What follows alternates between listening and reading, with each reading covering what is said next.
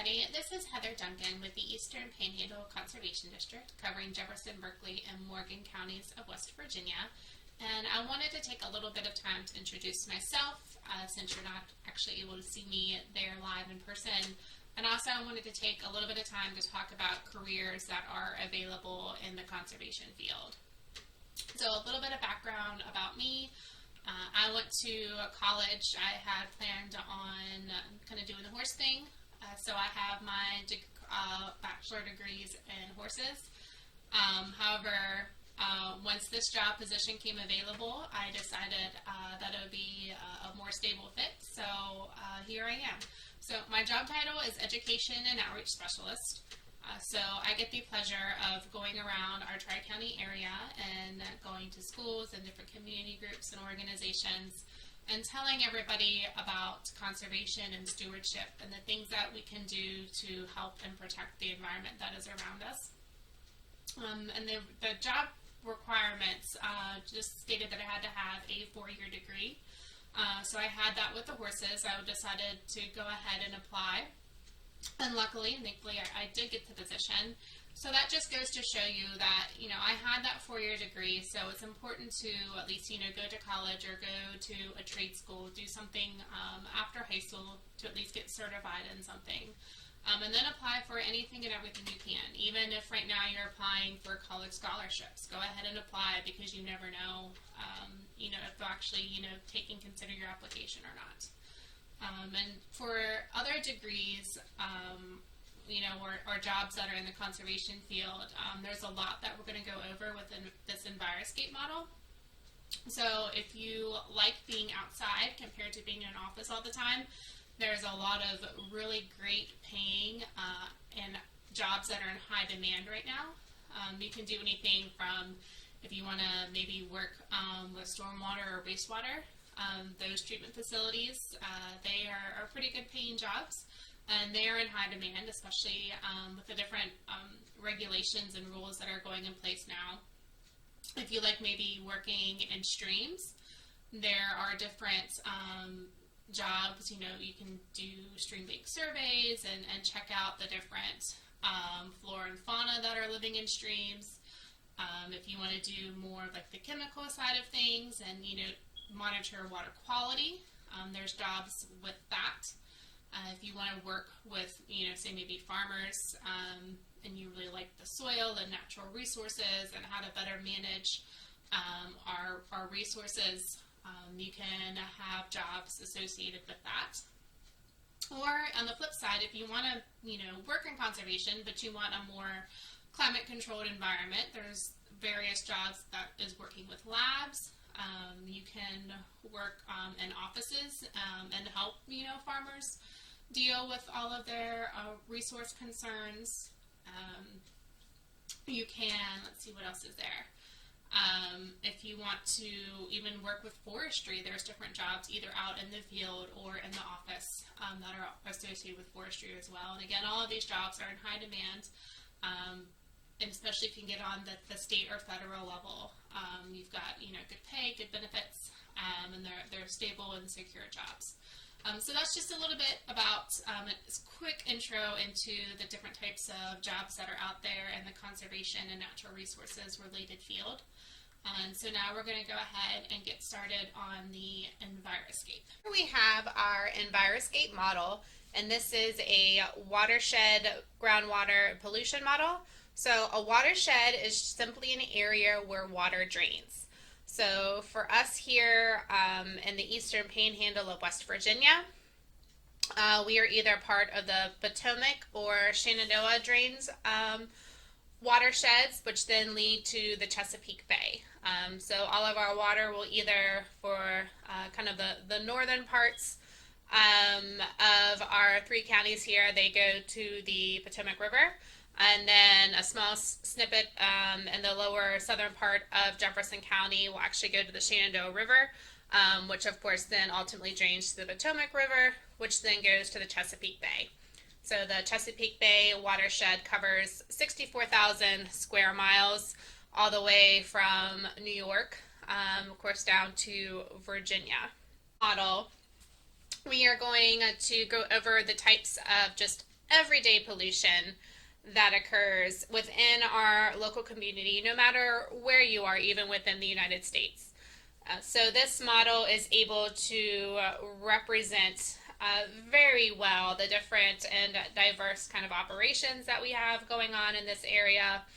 And it's going to be able to show just how everybody's little bits of contributions to pollution and how they magnify on a larger scale and then wind up affecting all of us. So to give a brief little tour of our model, over here in this corner we have a construction site. So there's a bulldozer there leveling out some ground for a new house. We have our subdivision right here. That's pretty tight quarters. Behind our subdivision right here where there's this little flag, there's a golf course. So we kind of label this kind of as a golf course community. So we'll see what's associated with that. Right below our golf course is our wastewater treatment facility. So you'll see the little treatment house there, and then there's two brown pools of water there in front. So those are the holding tanks for all of the wastewater. And that's just, whenever you flush your toilet, turn on the sink, that kind of thing, all of that water for that subdivision has to go somewhere because they're in too tight of quarters to have their own septic systems, which are underground, usually in larger acreage subdivisions. So all of that has to go somewhere, so it goes there. Over here, we have a mountain with just one lonely tree on it. It's a little bit different, luckily, in this part of West Virginia. We don't see too much of our mountainsides that are bare without trees. If you go to other parts of the state, where mining operations or different types of forestry and logging operations are a little more heavy, you will see bare mountainsides. So over here, luckily, we are in a good position that we don't have those types of industries in this part of the state. So our mountains are pretty heavily forested. Next to that, we do have an abandoned warehouse. For our purposes, we're going to say that this warehouse made and manufactured household chemicals, went bankrupt. They decided to up and leave. They dug a trench straight out to the nearest stream that they had there. So we'll see what problems that might cause. Across the stream from the warehouse, we have an active dairy farm operation. So they do have pasture land that goes to this stream with dairy cows in it for their water access. And then they also do conventional plowing. So that means that they plow everything up whenever they go to plant something new, which serves its purposes in its own ways. But we'll see the problems that causes, especially when you're plowing straight up. We're going to call this our Potomac River down here. So when you plow straight up to the riverbank, we're going to see the problems that might cause. We also have a boat there in our river. So while we typically think, boats are recreational and how much pollution can they really cause, we'll see what happens there. And of course, we have our roadways and our cars. We have these drainage ditches right here. And of course, anything that you see that it's brown, that's exposed soil. The green is going to be grass, and of course then the gray is the roads and the blue is the water. All right, so now that we've kind of gotten a little tour about our community, let's go ahead and get started. So here at the construction site, just like I said, this brown is all exposed soil. So I'm going to move our bulldozer out of the way, and I'm going to put some of this loose soil down here on our construction site. So of course we know that loose soil itself isn't always bad, but what happens when we get a big wind or a big rainstorm, and then of course that's going to create mud. So it's a little bit hard to see on this video camera, but I acted kind of that first initial burst of water, like the wind had come, and you can see how on the houses, now they are covered in all of that loose soil. So if you remember back in the 1930s when we had the Great Dust Bowl, same similar situation occurred. We had all of this thousands and thousands of acres of exposed soil. Winds came and blew it all away. So now we actually have soil from Kansas and Oklahoma in the Atlantic Ocean. So after the soil that gets blown away, we also create mud. So as you can see, the water is going to go to, of course, the path of least resistance, which is down this subdivision driveway here. And the builders knew that, of course, you're always going to have runoff no matter when you add an impervious surface. And an impervious surface is something like these rooftops, even the cars, this driveway, so water can't get through. Okay, a pervious surface would mean the water would be able to get through. So like the grass, the water is going to be able to soak into the grass. So of course you're going to have a lot more stormwater runoff, and it's going to happen a lot faster when you have a lot of more impervious surfaces, which is typically why in cities you'll see the flooding compared to out in the country. So the builders put in this drain right here, and it's serving its purpose, right? All the water is going down that drain, and it's solving our flooding issue. But the potential problem that we have is there's this stream, straight over here, and there is a pipe that goes right to the stream to carry that storm water away. So while we started, with, the nice clear water, there's the potential that all of the storm water and whatever possible pollutants that were in that storm water are going to be carried to the stream. All right, and then moving on to our golf course right here. And of course we know that golf courses are always very well maintained and look absolutely beautiful. But a lot of times that comes at a cost, and that'll come at the cost of lots of fertilizer, which has the potential to release a lot of excess nitrogen. And while the green grass looks great, the excess nitrogen causes problems because once it gets into the waterways, it'll use up the oxygen that's in the water, and our fish and other aquatic life and plants aren't able to breathe anymore. So then they die. And of course, as you know, we're going to need all of that aquatic life to keep our streams healthy, to keep our water healthy. So when we add the fertilizer to our golf course, and then we talked about how this was a golf course community, so we really need to have our house lawns looking really nice as well. So everybody saw that, oh, hey, the golf course is fertilizing and cutting their grass and doing this and that. So we all need to do the same thing, which in right amounts and moderation, is fine. However, when you add too much fertilizer, and especially if it's going to rain, the next day or two, it doesn't have time to absorb down into the root system, into the leaves of the plants, so then it just washes off. So when it rains, hopefully you'll be able to see how this fertilizer has turned green, and it's simply washing off, running down the road, and then going into the stream. So what I'm going to go ahead and do is pull these bridges here. That way it's hopefully a little bit easier for you to see the water that was clear and is now turning green. All right, I don't know if I can zoom in on a little bit. There we go. So you can kind of see right here in this junction right here how that water is starting to turn green. All right, and it didn't fall over, even better. So sticking with our subdivision, let's talk a little bit about our pets. Now, we don't really think, that a cat or a dog can cause pollution. But if, say, all of these houses had 3 and 4 Great Danes, where that's a really, really big dog, practically the size of like a small pony. So imagine if everybody, had 3 or 4 Great Danes. So everybody lets their dogs out to go to the bathroom, but nobody ever cleans up after their pet. So, of course, when they're out doing their business, nobody ever cleans up after their pet. The fecal matter of, a dog, a human, an animal, whatever, has excess nutrients that our body did not process. So those excess nutrients are acting just the same as that fertilizer, where they are too much, they're not needed, and they are simply going to leach out.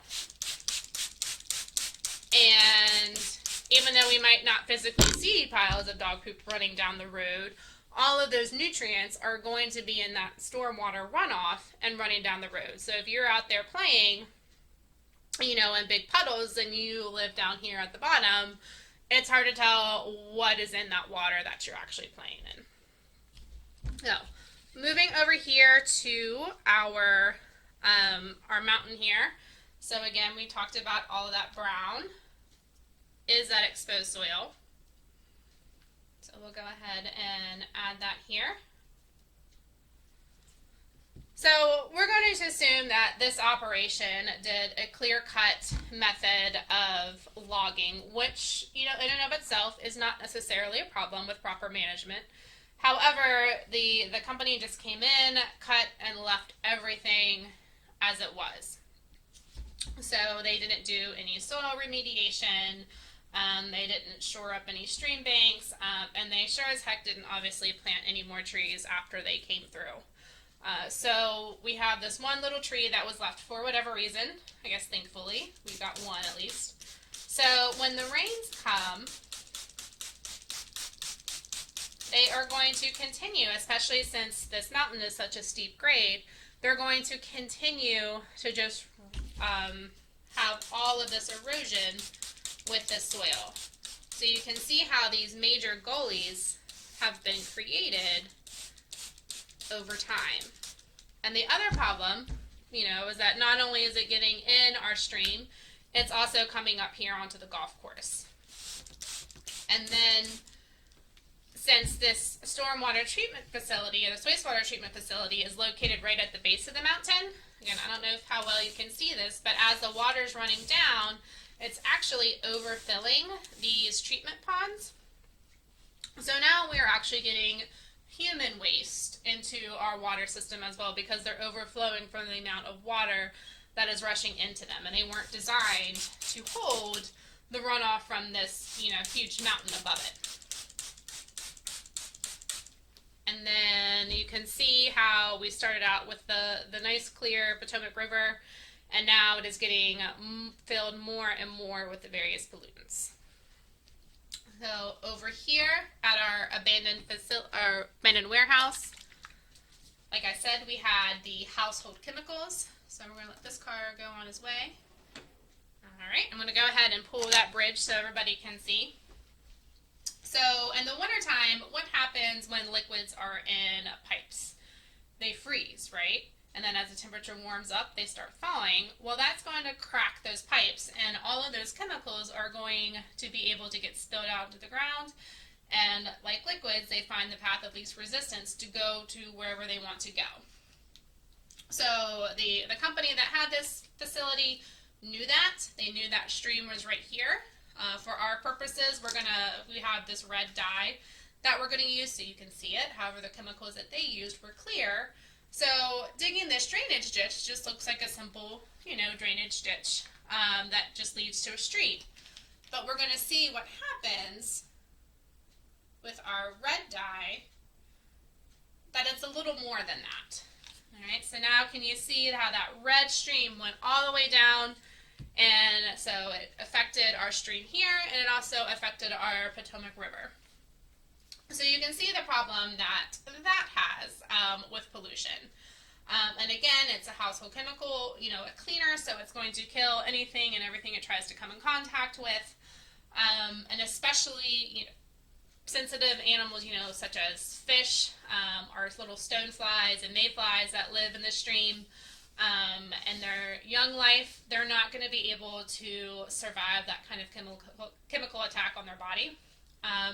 And even something like our dairy cow, who is drinking in this stream right now, 1 or 2 sips, isn't necessarily going to hurt, this 1,000-pound animal. But as it drinks it continually over time, and it builds up in their system, then that cow is going to start getting sick.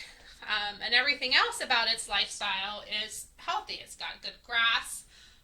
The farmers assume it has good water, it gets good feed, but this animal was sick, and then now all of a sudden the farmer's milk is showing contaminants. And whenever there's any slightest little thing wrong, when the milk truck comes every day to pick up the milk from the dairy farm, if there's anything wrong, they don't take that milk and they have to dump it down the drain. And a dairy farmer gets paid by the milk that goes out. So that means that the dairy farmer is not getting paid, and he has no idea why. And then over time, as animals actually start showing signs of sickness, doing some research, they decide to test the water, and then that's how they found out that there's something really bad in the water, and that's what's making the dairy cows sick. So you can see how this affected not only the smallest of creatures, but it also has the chance to affect the largest of creatures as well. And then, of course, with the dairy cows getting into the stream, as they're walking up and down these banks all day long, although right now we have a nice pretty stream bank with grass growing, over time it's going to start looking more like our forest edge or over here, because they're going to trample all that grass down. It's not going to be able to be held in place. And of course, the other things with dairy cows is, if you know anything about a cow of any breed, they go to the bathroom a lot. And they're not going to come over here into the field to a designated bathroom break area to go. They're just going to go wherever they feel like it. So, of course, over time, we've got more and more of that manure building up into the stream. And then, of course, since it's in an active flowing water, it is actually going to get washed downstream. So you can see how it's literally floating down our Potomac River, which of course nobody obviously wants to swim in. So moving on to our farmer's field over here, I'm going to move his tractor out of the way, get that loose, exposed soil onto his field. All right. And then at the time of planting, because there's a lot of things working against the farmer when he is trying to plant a crop. So of course you do need fertilizer to get your plant to grow. So he's going to add some fertilizer with his seed. And there's all kinds of pests that really like to eat seeds, or just when the plants just start coming up. They really like those because they're nice and young and tender and sweet. So he's going to apply a pesticide to protect his plants. And he might also, because he knows he's in a wet environment, he is going to apply some herbicide as well, because he knows a lot of different things like to compete and come up without the crop that he's planting. So let's just say he's planting a corn crop. So again, while all of this is great and it's fine as long as we don't, get a big windstorm or a big rainstorm or gully washer, like we are about to get, and you can see how pretty much nothing is staying in place. So it's all kind of running off again wherever it can go, and then literally everything gets washed into the river. So his seed and all the money that he spent on the different chemicals to help trying to protect his crop and to make it grow has literally washed away, because there's no roots, there's no buffer, there's no anything to hold anything back to stop it from going into the river. So as you can see, if I move our boat out of the way, it's definitely not that clear water that we started out with. This is an example of what we started with, and then you can kind of see where we are at now. So moving on to our boat, and they've got an engine just like our cars, so we'll talk a little bit about our cars as well. So anytime you have an oil leak or a gas leak, that is just every time no matter where you go, it's just going to follow you. So if we all have oil and gas leaks, not only are we literally wasting our money, it's also not good for the environment. Okay? I know you guys have all seen the pictures, of, the penguins or the ducks, covered in oil from oil spills and things like that. It's true. It's real life. Even on a small enough scale such as, you know, leaks from your vehicles or leaks from your boat. It affects the smallest of creatures that we, you know, don't even think about. And then in the wintertime, of course, to make sure that we all get to school and get to work, they apply different types of chemicals to de-ice the roads, you know, and make sure that we get to where we're going safely. And again, in moderation, you know, obviously those things are good, right? But when you start creating all of these different chemicals, a lot of the times they can react. So you can see it's kind of fizzing here. And then, you know, if it does rain, if it does snow, you know, they don't just stay on the roads, right? They're going to wash off to the sides of the roads and ultimately into our streams. And you can even hopefully see that down in here and over in here, those chemical reactions are just bubbling and gurgling like crazy. Another pollution problem that a lot of the times we don't always think about is litter. All right, so when, you know, you might not think too much about when you throw, you know, that piece of gum out the window or that napkin or that fast food bag out the window, but if everybody does it, then it really becomes a problem. And so we can drive down the roads, and I'm going to use these colored sprinkles as examples of the litter, and you can see how, you know, just one little speck might not make a difference, but when everybody does it, we can see that there's a problem. And it's not just, you know, paper products that people are throwing out. You know, it's cigarette butts. It's, you know, tires. It's toxic, you know, used old fridges. You know, things that have chemicals in them that are pollutants that can hurt our environment. So then you can see here how when all of these things are, you know, mixed and over time they leach out, we have this like dark black or purple color here, and you can see how that changes. Another problem that we have is over time, especially the bigger, bulkier items, you know, you see people throwing out mattresses all the time. If they get into a junction like this, how we kind of have this little Y junction here, that's going to create a blockage, okay? So then we're going to have flooding because the water isn't able to go where it's naturally supposed to be able to go. So litter has a huge ripple effect, much more than we ever think about, you know, just throwing out, you know, a bag that we don't want, all right? So we can see how everything together wound up making this huge brownish disastrous mess. So I'm going to go ahead and imagine that we could just pull the plug on our river. All right. And you can see, you know, this bits of leftover litter. And then you can see here all of this thicker material. So that's sediment. And sediment is those super, super fine particles of soil that are left behind. So they're so small and they're so heavy that they sink to the bottom of the river. So instead of having a nice gravelly bottom at the bottom of a river, which is really important for different bugs to feed on underneath of all of those rocks, it turns into mud. So then we're not able to have a habitat for those bugs. Okay, the fish aren't able to eat those bugs, so then the fish leave as well. And then also, not only when you step in it, okay, you wind up sinking it, it becomes more like quicksand, you get like sucked into it.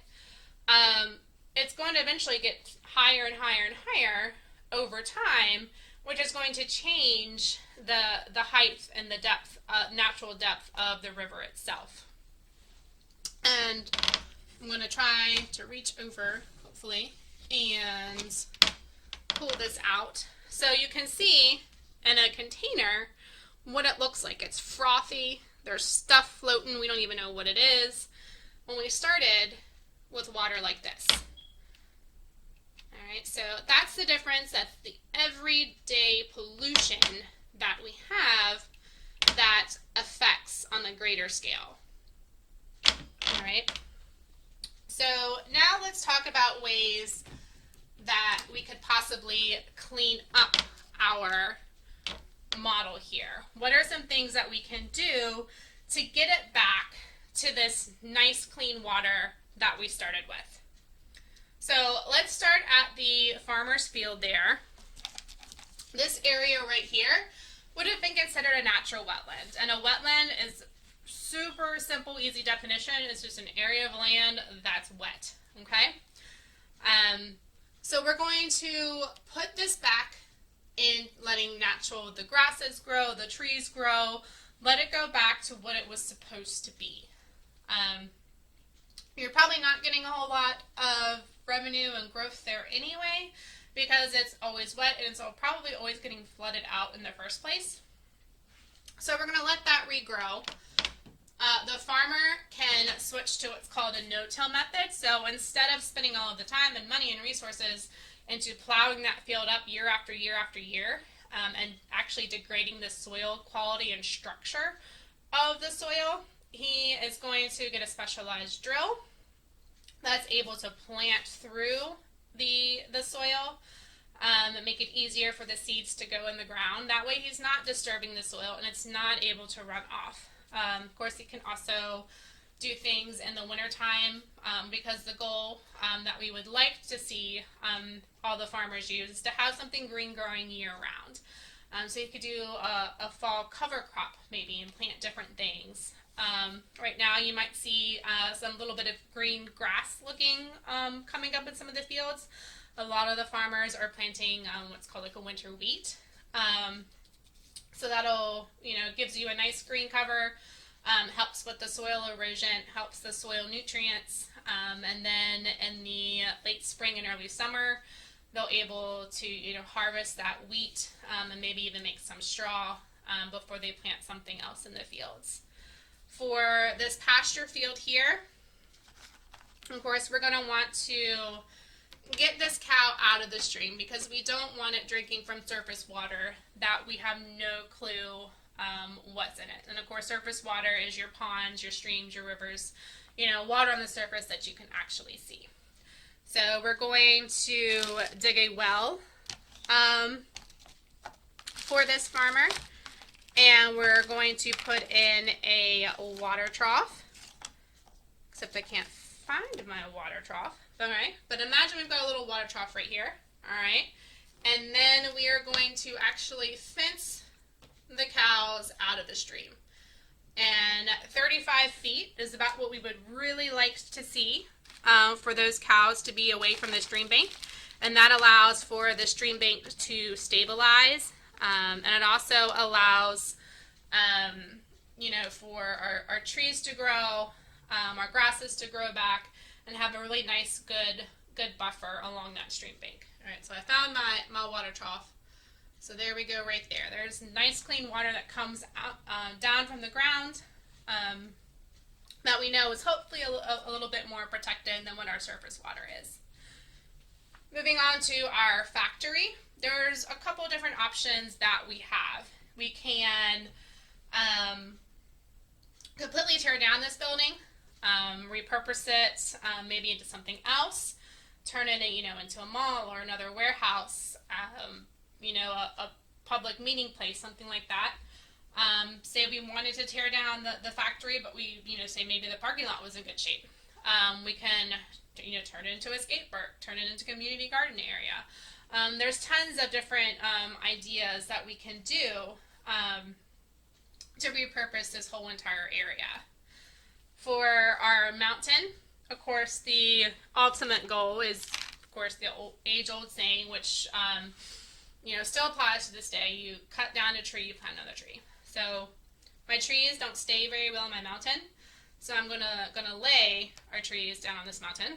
Okay, but imagine that we have completely reforested this mountain back into trees, and of course, our native species of trees are the best option to plant in this area because that's what's going to grow the best.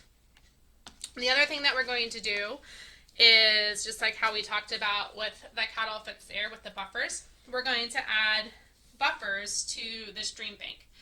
And buffers are just simply, picking grasses and shrubs and trees that are going to help stabilize the soil. And what I mean by stabilizing the soil is to kind of shore it up, that it's not going to be able to wash away. So those different roots that are going to be growing And then the grass that's going to be growing is going to help protect the soil so it's not going to be able to wash away.